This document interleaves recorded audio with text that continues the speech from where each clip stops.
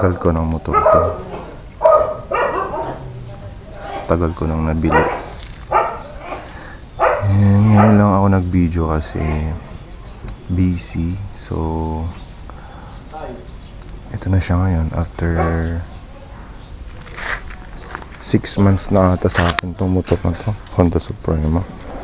Kabili na rin ako ng sidecar niya.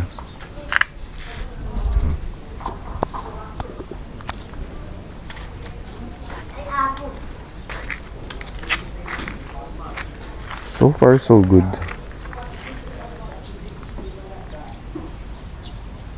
$13,000.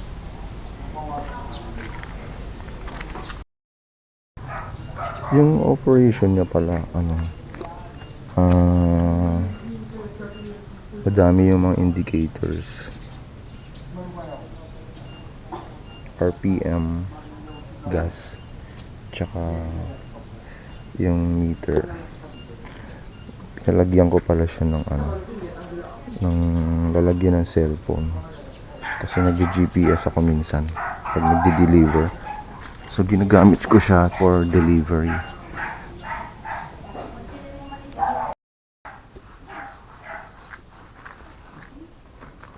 Sandali, kunin ko yung susi.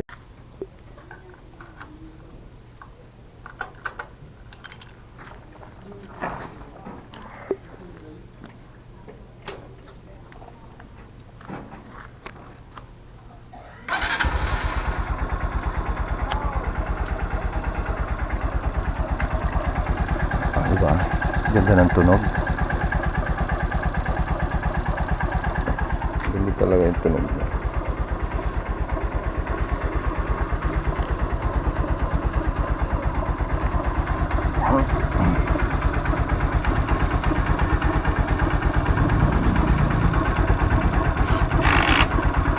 Hindi ko muna siya paliliguan kasi gagamitin ko siya mamaya. We just need to remove the dust, yung mga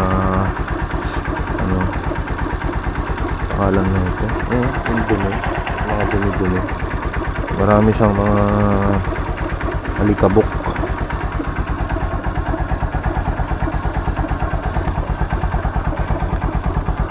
Tsaka mahirap siyang linisan pag may sidecar kasi ito nga, meron siyang ito sa kabila, hindi ka punta doon ng maayos tsaka para linisan. So you have to clean it well. Ganyan. Ito, kinakalawang na pipinturahan pa to yung sidecar, pipinturahan ko. Ay, pipinturahan pa yung sidecar.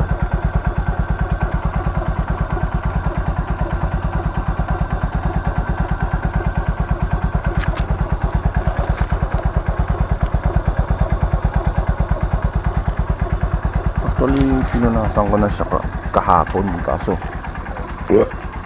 lumabas kami kaninang kahapon ng kahapon ng hapon.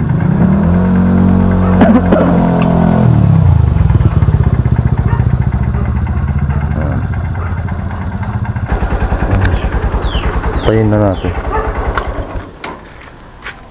If you want me to know ano masasabi ko, guys, I think wala na akong masasabi kasi Honda talaga siya.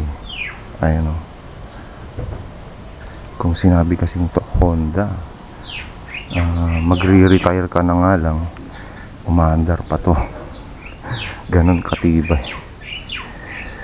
Tsaka hindi siya malakas sa gasolina and matulin. Kaya niya ang kaya niya yung pag single motor, kaya niya ang 110 maximum speed 110 pag walang sidecar. Pero kung may sidecar, natry ko na ng 80 ayan guys. Ayan, kung tatanungin nyo naman sa akin kung kamusta naman yung performance niya, anyway, ito na ata yung motor na meron ako na napakaganda ng takbo, lalo na kung every 2 months or every month change oil.